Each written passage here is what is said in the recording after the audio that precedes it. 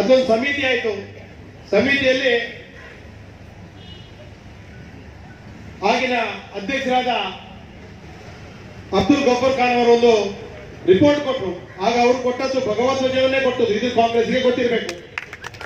ನೆಹರೂರವರನ್ನು ಬದಲಾವಣೆ ಮಾಡಿದ್ದು.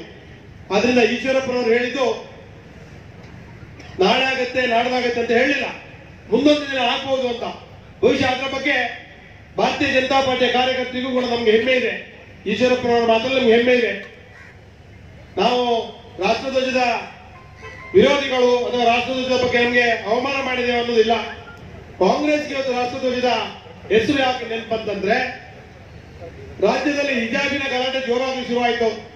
ಈ ಗಲಾಟೆಯನ್ನ ಬೇರೆ ಕಡೆಗೆ, ಜನರ ಮನಸ್ಸನ್ನ ಬೇರೆ ಕಡೆಗೆ ತಗೊಂಡ್ಬೇಕು ಹೋಗ್ಬೇಕಂತಾದ್ರೆ ವಿಧಾನಮಂಡಲದ ಅಧಿವೇಶನವನ್ನು ಮೊಟಕುಗೊಳಿಸಿ ಅಲ್ಲಿ ಧರಣಿ ಮಾಡಿದಾಗ ರಾಜ್ಯದ ಜನರ ಮನಸ್ಸು ಬೇರೆ ಕಡೆ ಹೋಗುತ್ತೆ ಅನ್ನುವುದಕ್ಕೆ ಇದನ್ನ ಅವರು ಯೂಸ್ ಮಾಡಿಕೊಂಡ್ರು. ಆದ್ರಿಂದ ಈದ್ಗಾ ಮೈದಾನದಲ್ಲಿ, ಹುಬ್ಬಳ್ಳಿಯ ಈದ್ಗಾ ಮೈದಾನ ಏನು ಕಿತ್ತೂರು ರಾಣಿ ಚೆನ್ನಮ್ಮ ಮೈದಾನ ಇದೆ, ಅಲ್ಲಿ ಇದೇ ಮತಾಂಧ ಶಕ್ತಿಗಳು ರಾಷ್ಟ್ರಧ್ವಜವನ್ನು ಹಾರಿಸಿ ಬಿಡದಿದ್ದಾಗ ಭಾರತೀಯ ಜನತಾ ಪಾರ್ಟಿಯಲ್ಲಿ ರಾಷ್ಟ್ರಧ್ವಜ ಹಾರಿಸಿದ್ರು. ಇದು ಕಾಂಗ್ರೆಸ್ ಅವರು ನೆನಪಿರಬೇಕು.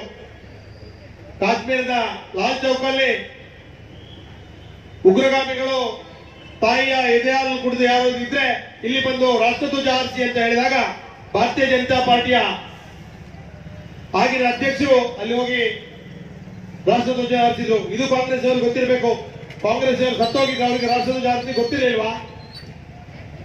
ಆದ್ರಿಂದ ರಾಷ್ಟ್ರಧ್ವಜದ ಬಗ್ಗೆ ಹೆಸರಿಟ್ಕೊಂಡು ನೀವು ಪ್ರಜಾಪ್ರಭುತ್ವದ ವ್ಯವಸ್ಥೆಯನ್ನು ಹಾಳು ಮಾಡ್ತಿದ್ರೆ ಮುಂದಿನ ಚುನಾವಣೆಯಲ್ಲಿ ಭಾರತೀಯ ಜನತಾ ಪಾರ್ಟಿ ಏನು ಅನ್ನೋದನ್ನು ರಾಜ್ಯದ ಜನರು ತೋರಿಸ್ತಾರೆ.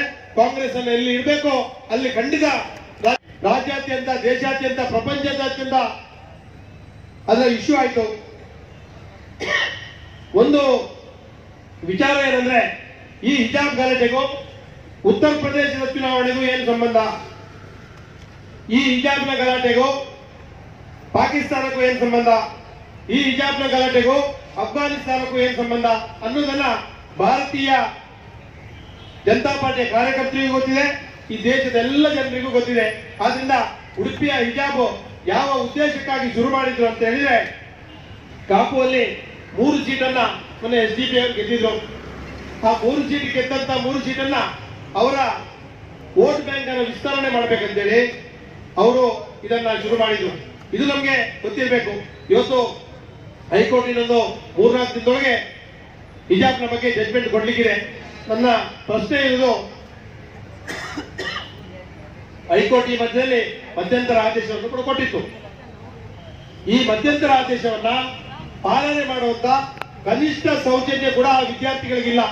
ಆದ್ರಿಂದ ಇವತ್ತು ಏನು ಹಿಜಾಬ್ನ ಇಶ್ಯೂ ಇದೆ, ಹಿಜಾಬ್ ಅನ್ನ ಯಾರು ಒತ್ತಡ ಮಾಡ್ತಾ ಇದ್ದಾರೆ, ಹಿಜಾಬ್ ಯಾರು ಬೇಕಂತ ಹೇಳ್ತಾರೆ, ಅವರು ಈ ದೇಶದ ಸಂವಿಧಾನವನ್ನ, ಈ ದೇಶದ ಕಾನೂನನ್ನ, ಈ ದೇಶದ ಕೋರ್ಟ್ ಆರ್ಡರ್ಗಳನ್ನ ಪಾಲನೆ ಮಾಡ್ಲಿಕ್ಕೆ ಮೊದಲು ಕಲ್ತ್ಕೊಳ್ಳಿ.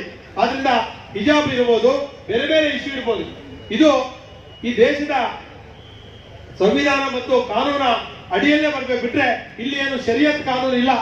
ಯಾರಿಗಾದ್ರೂ ಶರಿಯತ್ ಕಾನೂನು ಬೇಕಂತಾದ್ರೆ ಶರಿಯತ್ ಕಾನೂನು ಇರೋ ದೇಶಗಳು ಅದೆಷ್ಟೋ ಇವೆ, ಅಲ್ಲಿ ಹೋಗಿ ನೀವು ಇಲ್ಲಿಯ ಸಮಾಜದ ಸ್ವಾಸ್ಥ್ಯವನ್ನು ನೀವು ಹಾಳು ಮಾಡಬೇಡಿ. ಅವರು